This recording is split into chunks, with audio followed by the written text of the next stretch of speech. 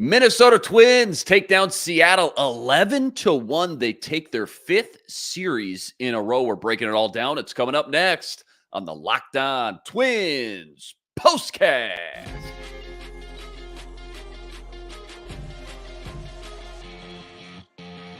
You are Locked On Twins POSTCAST, part of Locked On Minnesota on the Locked On Podcast Network. Your team every day. What's up? What's up? Back in the lab, back at it. Another Twins POSTCAST episode right here on the Locked On Sports Minnesota Network. You got myself, Luke Inman, at Luke_Spinman. That's the man. He's back. C.J. Baumgartner. He's on X at BaumCJ30. Twins expert over at Zone Coverage MN. And C.J., before we jump into all the action from today, quick reminder, today's episode brought to us by Monopoly Go. And I got to admit, I'm a huge fan of Monopoly Go. It's the mobile hit, twist, and classic on Monopoly. Join your friends and download Monopoly Go now, free on the App Store or Google Play. All right, man. Twins coming in, trying to take their fifth series in a row. Game 4 versus Seattle today. Pablo Lopez on the mound. And Twins just jumped out right in front, right out the gate. It might have been their best first inning of the entire year. 5 runs to start this whole thing with a bang. Margot, 3 RBIs right off the jump. Kepler and Santana both had an RBI as well. They end up getting through the entire lineup in the first inning alone. Then Jeffers comes out in the second. He hits his 8th home run of the year. More on him here in a few minutes. And then by the 7th inning, CJ, you look up, scoreboard says 11-1. Minnesota Twins. Margot with 5 RBIs on the day. That ties his career high. Kepler, his 3rd home run of the year, 2 RBIs on the day. Great day for Miranda, 2 for 4, 3 runs scored. And then on the flip side of things, Pablo Lopez, dude brought his A game today. 6 1/3, 4 hits, just 1 earned run. 10-0 strikeout to walk ratio on 100 pitches. He was phenomenal. And this team, CJ, has now won their 5 series, their last 5 series going back to Chicago, swept them. Anaheim swept them, swept Chicago again, 2 of 3 from Boston, and now 3 of 4 from Seattle, proving they can do it against better quality opponents as well right now. Let's just start with your biggest takeaways, kind of your A topics first and foremost from today's game. I mean, this team is hitting the lights out. The amount of runs they've scored, and you mentioned beating good teams, but they said it on the Bally broadcast all week. Boston was the number 1 pitching rotation and pitching staff in baseball. Twins took 2 out of 3, didn't have a problem scoring runs most of the series. 3 out of 4 games you win against Seattle, the 2nd best pitching staff in the American League or in baseball, whatever. Like they're really, really good. And the Twins, it felt like throughout most of the series, had no problem scoring a ton of runs. This offense is red hot right now. Yeah, they are red hot and they are cruising. Let's talk about Ryan Jeffers. I know we talked about him last week. I think it was you and I. His run as of late, though, it has just been absolutely incredible. It's just been so fun to watch, really, when you sit down and watch these games. Jeffers, almost every night, pops out off the screen. And it doesn't seem to matter if he's behind the plate one night or if he's DHing or if he's behind the count up at the plate. He's been unbelievable. They showed it on the broadcast. Highest slugging percentage in the league when behind in the count. The entire MLB, Ryan Jeffers, nobody's hitting the ball harder and better than Jeffers when it's a pitcher's count right now. 2 more RBIs and that home run. Again, his 8th home run of the year. How good has Ryan Jeffers been, man? I mean, I don't think about saying this early in the season, or at least I kind of try and wait, but somebody else threw it out on Twitter, and I think I'm going to jump right behind it. Okay. He's an all-star this year.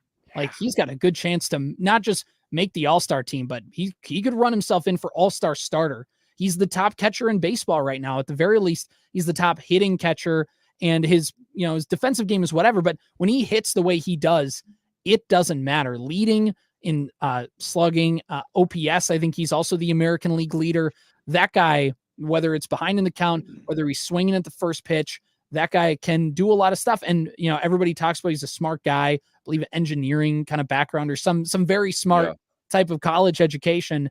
And he is a catcher himself. He just knows what pitchers are trying to throw him. At least it feels like he's just locked into whatever's happening and prepared, ready to go. Doesn't matter if he's down 0-2. He's still able to put a really good swing on the ball. Yeah, you love the aggressiveness up at the plate, even when behind in the count.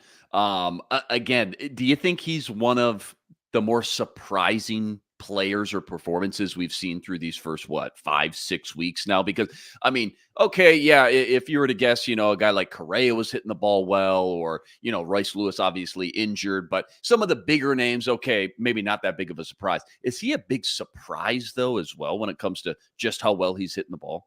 I think what the big surprise is not that so much that Jeffers is hitting well, because he did towards the end of last year. I think everybody kind of knows Jeffers is able to swing a pretty good bat, but it's at the high clip he's doing it at. That's what's the most surprising. And that's why I think, yeah, you can say it's the most surprising. It's not just that he's an above average hitting catcher. He's one of the best hitters in baseball right now with the way he's swinging the bat. Best surprise, I would say, for the Twins this season. And how about Max Kepler, too? We got to touch on him. 11-game hit streak. He looks like the second half Kepler. That's what Justin Morneau was kind of joking about. We've gotten the last few years. And man, what a difference it makes having him in the lineup when he's hitting like this, but in the first half of the season this time, huh?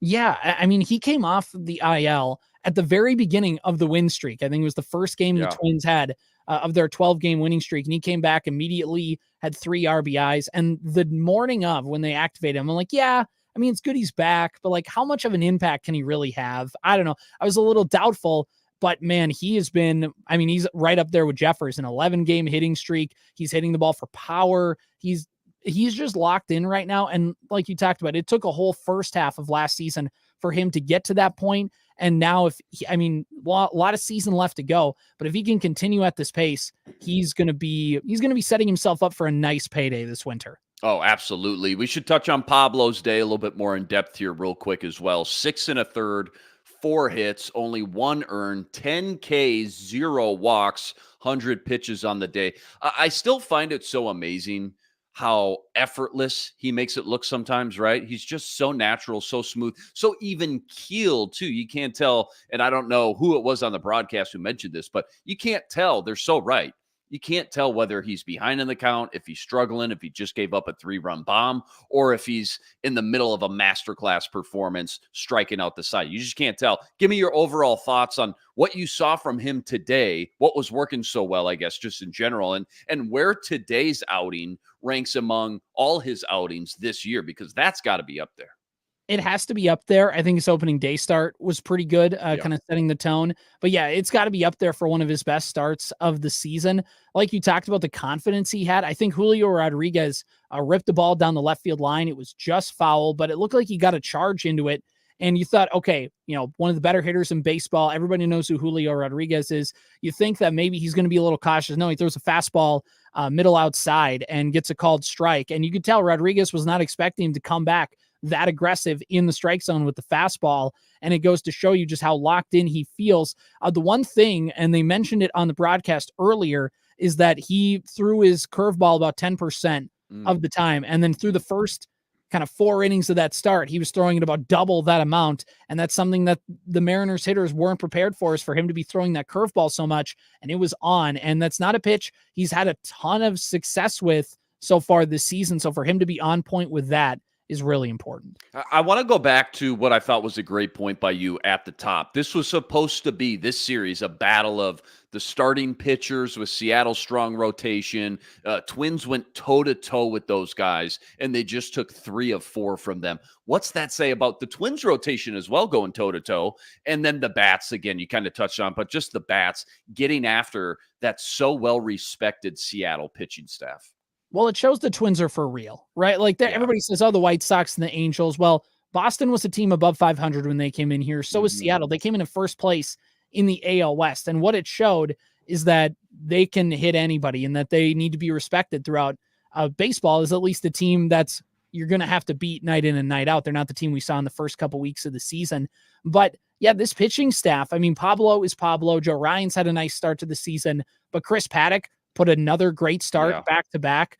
Simeon Woods Richardson, they're not, dominant outings every single time, but as a 5th starter, your job is to get through the lineup about 2.5 times, avoid a blow up, and kind of let the bullpen help you piece it together. And then the top half of the rotation can kind of bail you out, and which is what Pablo did today. But I mean, overall it feels like everything's coming together. The bullpen's taking a bit of a step back, but that starting rotation now, since they've replaced Woods Richardson, for Varland has just really felt like they've taken another level. With Seattle, it's been interesting because I really felt like they are a lot like they give off a lot of 2023 Twins vibes, really great pitching staff, and a lineup that they're either scoring 10 runs a game or they're scoring 2, and in a weak division, because that division, if the Twins are in right now, they'd be in first place, and now the Twins right now are 2 games back at Cleveland. So the Mariners give off very 2023 Twins vibes right now.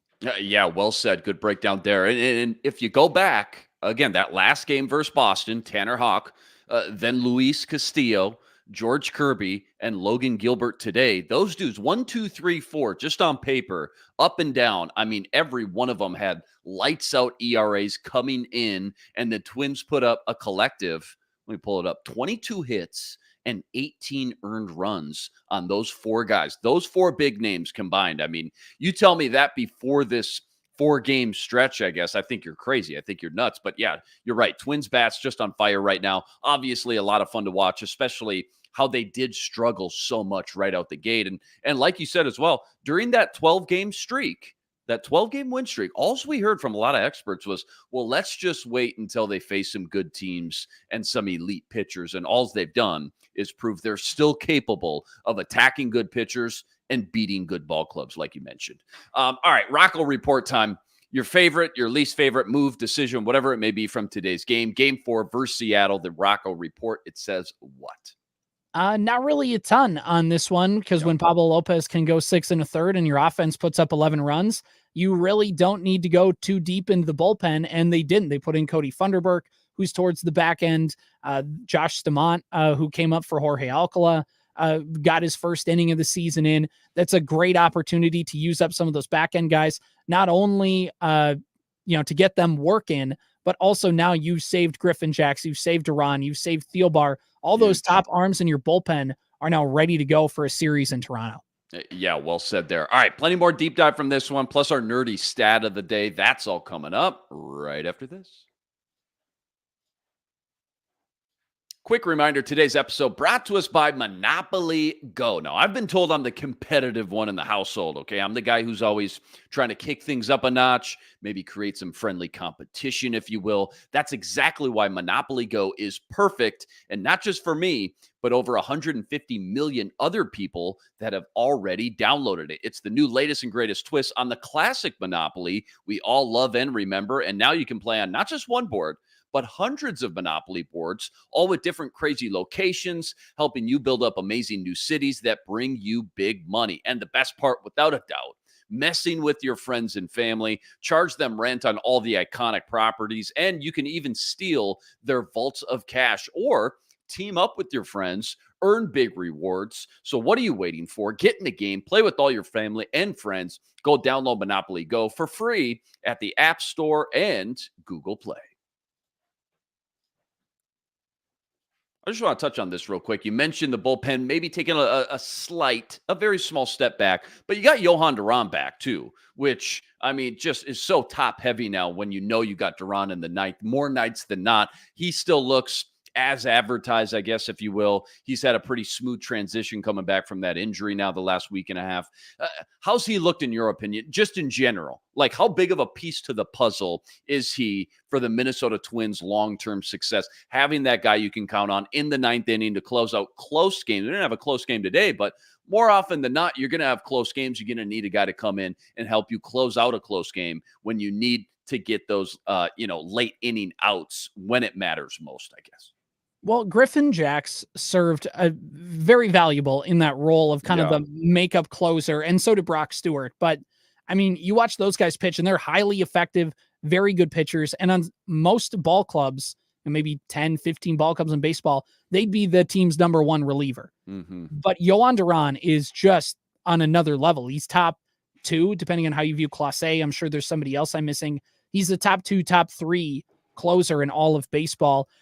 He's looked great. I haven't seen a ton from him. The velocity has been up, or it hasn't been down, I guess is maybe the other way to word it. But I mean, he had an oblique injury, which doesn't really affect his arm, which was the good sign. But it feels like he's been healthy. The Twins have not been hesitant to put him in on back-to-back days. They haven't been kind of staggering out the workload. And from what we can see on TV, it looks like he's healthy and ready to go, which has bailed the Twins out of a couple ball games here on this homestand. All right, favorite game, I guess, of this 4-game series. Favorite moment or play, even. Willie Castro bombed one into the upper deck last night, 432 feet in the right field of Target Field. I got to be honest, you just don't see a lot of balls make it to that upper deck very often. That was awesome. And then the other one for me, watching Pablo just deal today, just slicing and dicing today. That was pretty great too. Awfully encouraging. It just feels like he's about to hit his kind of stride, his peak as the weeks continue to go on. What about you? I feel like my favorite part of the series, I know he didn't play today, but Carlos Correa, it feels like he's starting to, those first few games after he got off the IL, need to get caught up against big league pitching, need to see him again. He didn't take a rehab stint in the minors, so he was coming right up into those big league arms. And with a rib injury, it's always tough on your swing and how hard you can go. Took him a few games to get back into that rhythm, but on Monday, he took a very deep count against a good pitcher in Luis Castillo, a pitcher he hadn't gotten a hit on coming into that ball game. And he took some good pitches, fought him off, and then was able to get a pitch that wasn't really in the strike zone, but did a good job of getting the barrel out on it and flipping it off the wall in right center field to drive in Kepler on Monday night. And I believe it ended up being the go-ahead RBI in that one, or at least one of the first ones. And I think overall he hit a home run last night on a no-doubter. Carlos Correa starting to lock it in coming off the IL is a very, very good sign. I'm genuinely curious. I don't know, how rare is it for a guy to skip the rehab assignment? Like, is it only kind of just saved for the best of the best, the studs that, all right, does it depend on the injury perhaps? Like, how rare is that? Like Correa just jumping right back into the mix? Well, I think for a player like Correa, I think those are guys where they're so talented, you just need to get them in the lineup. Sure. But with Byron Buxton, he's very talented, but you want to get him some minor league games because you want to make sure he's fully healthy. You want to give him a chance in some lower stakes at bat. So like you said, it depends on the injury. It does, typically the star players get it. I know Max Kepler famously didn't go on rehab assignments, although he did. I don't think he did in this year, but he did last year. So I think it really just does depend on the player and on the situation. I think teams would like them to take rehab assignments just to let them kind of ease back up. But when you're one of the higher paid or one of the higher kind of expected people to produce on a team, they try and get you back in quicker than maybe some of the other guys. That's actually really just knowledgeable information. Good to know, because again, I just had no barometer. I just didn't know, is it just again, kind of case by case scenario, depends on the injury, depends on the name. That actually makes a lot of sense. All right. You got a nerdy stat of the day for us. We always love a crazy stat or analytic on this show. So if you've got one, we're all ears. So Ryan Jeffers hit that monster home run on Tuesday night. Yeah. Into the upper deck. Just as soon as it left the bat, you just knew it was going to jump out of here in a hurry. That was on the first pitch. And Ryan Jeffers, as we talked about, a guy who really likes to attack in the count. Ryan Jeffers swinging at the first pitch has a career 1.286 OPS. So he has over 1,000 OPS when swinging at the first pitch, 12 career home runs, 36 RBIs, a 423 batting average when he decides to swing at that first pitch. Man, that is absolutely incredible. That is again, as if the wow moments and just like wow factor of the stats and facts from him couldn't get any better or bigger. This guy just continues to just wow everybody and impress. That's unbelievable. All right, don't go anywhere. We got to preview Game 1 coming up versus Toronto. That's all coming up right after this.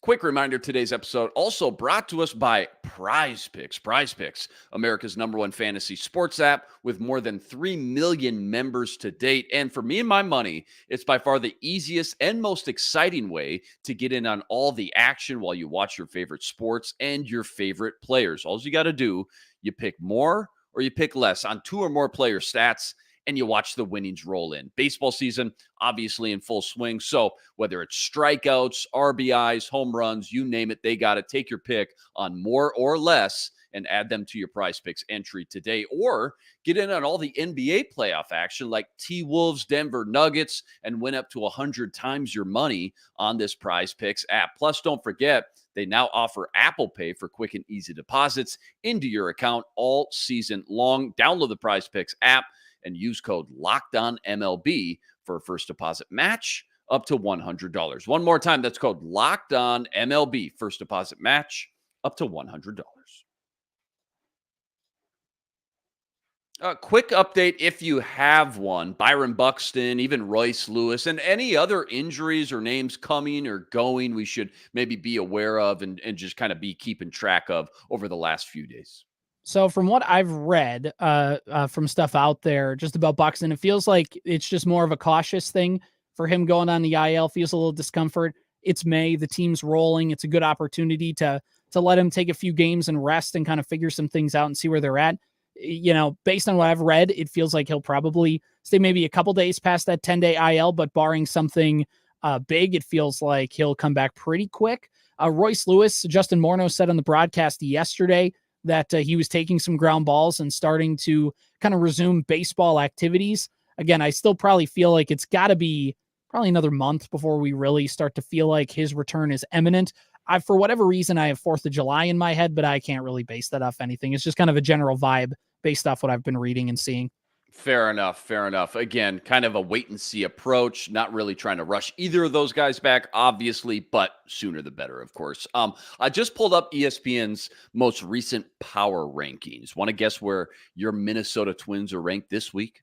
Oh, okay. So they jumped. I haven't seen it, but I saw the little notification. I saw that their stock has been rising. Yep. I think they're going to ride the hot hand. I'm going to say they're going to put the Twins at number 8. Ooh, pretty close. Number 9. They're a top 10 team now. Number 9, which is nice to see. Huge spike up from last week. As you mentioned, they were 14th last week. So middle of the pack, middle of the road in the MLB. So they move up 5 spots to number 9. And I'm not going to read the whole thing, the whole blurb verbatim here, paraphrasing just real quickly. They basically say this whole team's success is going to come down to the health of their studs, like we've talked about pretty much this entire episode. Buxton, Correa, Royce Lewis, and as great as that 12-game stretch was, they're not going to be able to reach their ultimate goal of winning the division again and making a playoff run unless those guys are healthy. Would you agree that it's that black and white? Is it really that black and white if one of 3 of those guys are maybe down or still injuries are lingering, I guess,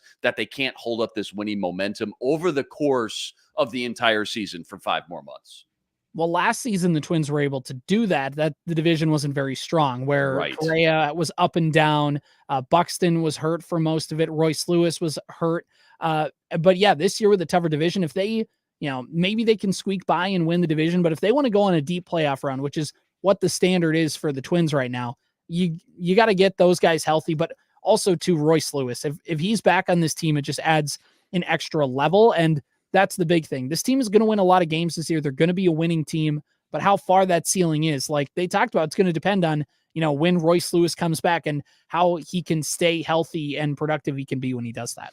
Yeah, and there's also another brand new article up on here, kind of relating to that, what you're talking about every team meeting or not meeting preseason expectations that we had for that team coming in. Twins are 7th on here. The expectation was, like you mentioned, they would steamroll the Central, and it says so far they've met expectations just in a very roundabout way, losing so many early on and now obviously getting hot, sitting at 22-15. The record's legit, CJ. 22-15. That's legit. You'll take that all day. I just think no one knew Cleveland would be playing as good as they are right now. Question is, will they keep it up and for how long? Is this going to be a 2-man race down to the finish line or just way too early to tell?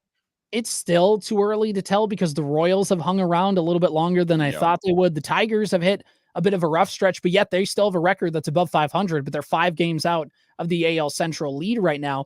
Just this division's weird right now in a good way, but it's weird. The Pittsburgh Pirates a year ago were competing for first place and they ended up finishing with like 88 losses. So It's still too early to tell whether some of these teams can fall off. I'm not saying that, but out of the teams I expect to hang in it the most, it's got to be Cleveland, just because I've seen them do it before in 2022 with that roster, and we know they're pitching. The Royals are still a little bit unproven, so are the Tigers. But yeah, I think it's going to end up being a 2-team race at the end of the day between Cleveland and Minnesota for the division. It certainly feels that way right now. But again, Twins have done a lot of damage these last 2-3 weeks without guys like Royce Lewis and Byron Buxton being banged up, so on and so forth. So a lot of that remains to be seen. All right, fresh series on deck starts tomorrow. First road trip in the last 7 games.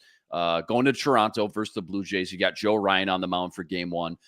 what's the scouting report look like as far as Joe Ryan versus this lineup coming up? And then I guess just give us the quick snapshot on maybe what to expect from the Blue Jays, just in general, for people who may not know much about them and how they've been playing this year up to this point. Well, the Blue Jays have been a weird team. They're a team that made the playoffs last year. They were picked to beat the Twins in that wild card series, and Minnesota, of course, broke this curse. They won 2 games. It was an awesome atmospheres, everything like that. And they ended up doing it off a guy like Kevin Gausman, who the Twins are going to face over this series. So that'll be interesting to see kind of what that's like in their first meeting now against each other in the regular season since then. But overall for Toronto, I mean, they've had the good pitching. Jose Barrios has been on a tear so far this season, old friend. And of course, Gausman's been good. They have the pitching. It's felt like their hitting has been really underwhelming. And Blue Jays fans online are really just kind of frustrated with the way that their team has been hitting the ball throughout the season.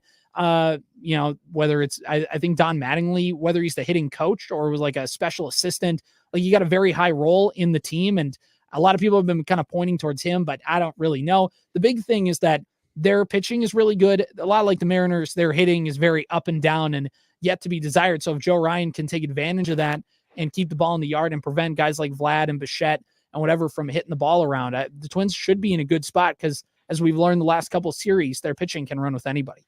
Being a kid who grew up in the mid-90s, just absolutely enthralled with guys like King Griffey Jr. poster on this wall, Frank Thomas poster.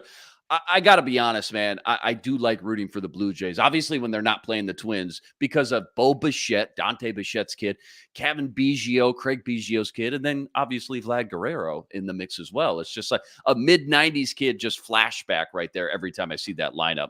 Going to be interesting to see how they continue to progress as the weeks go on. Let's close out with something around the MLB like we always do. Maybe the AL Central specific, either one, up to you. What's just caught your eye around the MLB, wherever it may be, and it's just kind of surprised you the most the last week or so of the season? What surprised me the most throughout, I've picked on the Astros a lot, so I don't want to pick on them again because they have the same record as the Angels, which is shocking. But the Athletics have a better record than them right now. The Oakland Athletics they're in third place in their division, and they're kind of floating around 500, a couple games above, a couple games below. But for all the talk about how they're trying to lose and whatever, those guys are kind of winning in spite of all of that stuff going on in the ownership. I mean, I'd say you can make it a movie, but they already did. It's called Major League. Yeah, Major League, or maybe we'll get Moneyball 2 coming out here eventually. Who knows? Yeah. All right, man, let's get out of here. Always fun talking Twins with you. Twins take 3 of 4 from Seattle. Fresh 3-game series on deck now, starting tomorrow in Toronto. Joe Ryan on the mound for that one. First pitch, 6:07 p.m. Central Standard Time. As always, huge shout out to everyone that joined us on the stream. Rest assured, we'll be back each and every game, same time, same place, right here to break it all down. And quick reminder, go check out all CJ's fantastic work on Twitter at BombCJ30, plus all the work you're always ripping up over at ZoneCoverageMN.com as well. Anything new? Haven't talked to you in a week. Anything new up as of late we can go check out you've been working on that's Twins related? Yeah, so I have an article about Carlos Correa talking about kind of what's been the secret to his jump this year and just how he's kind of becoming that player that the Twins envisioned him becoming when they signed him, or him kind of being at when he signed that extension to stay in Minnesota. And just kind of talking about why that is and what's breaking down and kind of what the secret is with that, and everything related to how Carlos Correa, kind of could have came back not playing very well after, getting injured. And, the beginning of the season's always been rough for him, but he's come back. And of course, the day that gets published, he hits a home run. So I'm feeling pretty good about it. You got to feel great about that, man. Yeah. Keep those articles ripping out, man. I can't wait to go check that out. You always do fantastic work up there. And you can check me out on the T-Wolves postcast with my guys, Jack Borman, Sam Ekstrom, Game 3 versus Denver tomorrow night, right here on the Locked On Sports Minnesota Network. And if it's not too much trouble, please go subscribe, help us get to 8,000 subscribers. That's always much, much appreciated. All right. That'll do it for us today. That's CJ. I'm Luke Inman on Twitter at Luke_Spinman. We'll see you next time. But until then, signing out.